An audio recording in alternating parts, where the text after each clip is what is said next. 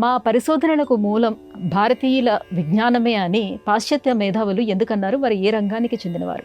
పాశ్చాత్య విజ్ఞానంలోని రక్తహీనత పోవాలంటే తూర్పు నుంచి పశ్చిమానికి కొంత ఆధ్యాత్మిక రక్త ప్రసారం జరగాలి అని ఎర్విన్ ష్రోవింజర్ అన్నాడు. అనటానికి కారణం ఏమిటి అంటే, భూమి సూర్యుని చుట్టూ తిరుగుతోంది, భూమి చుట్టూ చంద్రుడు తిరుగుతున్నాడు. ఈ విషయాలన్నీ గెలీలియో, కోపర్నికస్ ప్రపంచానికి చెప్పారు అని అనుకుంటున్న నేపథ్యంలో 4 వేదాలలో సార్పరాగ్ని సూక్తం ద్వారా ఇదే విషయం ప్రస్తావించబడింది అన్నటువంటి విషయాన్ని తెలుసుకొని వాళ్ళు ఆశ్చర్యపోయారు. ఇప్పుడు మేము ఈ విషయాన్ని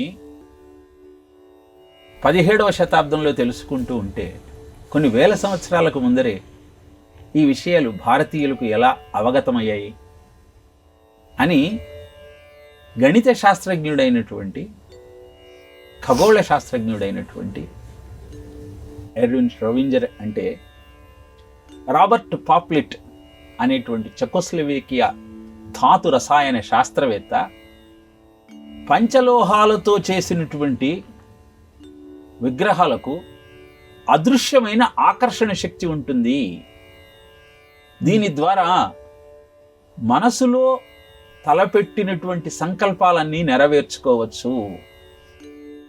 ఈ విషయాన్ని నేను గుర్తించడానికి కారణం భారతీయుల దగ్గర ఉన్న పురాణ విజ్ఞానమే, అదే నాకు మార్గదర్శకం చేసింది అని ప్రపంచానికి చాటి చెప్పాడు.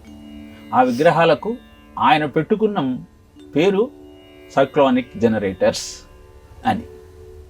దీన్ని యజుర్వేద సంహిత పాషాణలోహ మణిమృణ్మయ విగ్రహేషు పూజ పునః భోగకరీ ముముక్షోహో, రాతితో, మణులతో, మట్టితో, లోహాలతో చేసేటువంటి విగ్రహాలు అనేకమైనటువంటి కోరికలను నెరవేర్చగలిగిన అద్భుతమైన సాధనాలు అని యజుర్వేద సంహిత చెప్పింది. ఇలా విజ్ఞానం వాళ్లకు మార్గదర్శకమవుతూ ఉంటే లాప్లాస్ అనేటువంటి గణిత శాస్త్రజ్ఞుడు దశాంశమానాన్ని ప్రపంచానికి తెలియజేసిన భారతీయులు గణిత శాస్త్ర పురోభివృద్ధికి అశేషమైన కృషి చేశారు. ఇది ఆర్కిమిడిస్కు తోచలేదే అని వాపోయాడు. ఫ్రాన్స్కు దేశానికి సంబంధించిన లాప్లాస్ అనేటువంటి గణిత ఖగోళ భౌతిక శాస్త్రవేత్త. ఇక ఐన్స్టీన్ మాటకొస్తే, when I read Bhagavad-gita and reflect how the God created the universe, everything else appears to be superfluous. నేను భగవద్గీత చదివిన తర్వాత ఈ సృష్టి నిర్మాణం ఎలా జరిగిందని ఆలోచన చేస్తే మిగతా ఏ విజ్ఞానము కూడా భగవద్గీత వివరించినట్టు వివరించలేకపోయింది అని స్పష్టంగా తెలియజేయగలను అని అద్భుతమైన వ్యాఖ్యానం చేశాడు. అలానే జపాన్ దేశంలో 2వ ప్రపంచ యుద్ధంలో జరిగినటువంటి అణు విస్ఫోటనాన్ని ప్రపంచానికి చాటి చెప్పటం కోసం ఆ శకలాలన్నింటినీ ఒక మ్యూజియంలో ఉంచి అక్కడ భగవద్గీతలోని 11వ అధ్యాయంలోని 12వ శ్లోకాన్ని పెట్టారు. దివి సూర్య సహస్రస్య భవేత్ యుగపతుత్థితాః యది సదృశీ స్యాత్ భాసస్తస్య మహాత్మనః.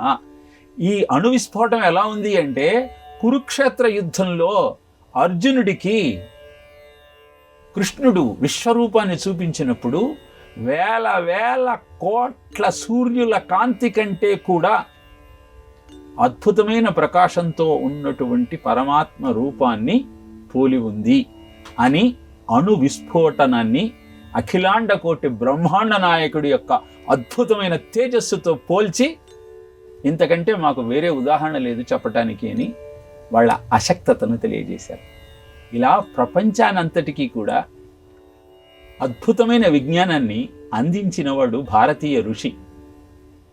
ఈ విషయాన్ని మనం గ్రహించగలిగితే వేద విజ్ఞానాన్ని మనం అధ్యయనం చేస్తూ దానిలో నిక్షిప్తమై ఉన్నటువంటి అనేకమైన విషయాల యొక్క అద్భుత రహస్యాలన్నింటినీ పరిశోధిస్తూ మన జీవితాన్ని మనం సుసంపన్నం చేసుకోగలుగుతాం.